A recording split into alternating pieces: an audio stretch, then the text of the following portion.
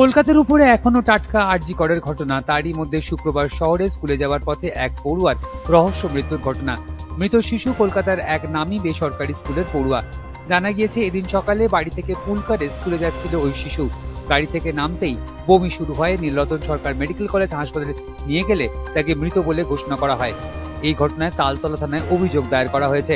পরিবারের তরফে জানানো হয়েছে, রোজের মতো এদিনও পুলকারে করে স্কুলে যাচ্ছিল তাদের ছেলে, কিন্তু তারা খবর পায় ছেলে অসুস্থ। এরপর নিয়ে যাওয়া হয় নীলরতন সরকার মেডিকেল কলেজ হাসপাতালে। পরিবার সূত্রে খবর, বৃহস্পতিবার থেকে শিশু খানিক অসুস্থ ছিল। পুলকার থেকে নামার পরেই কেন আচমকা তার বমি শুরু হলো তা এখনো স্পষ্ট নয়।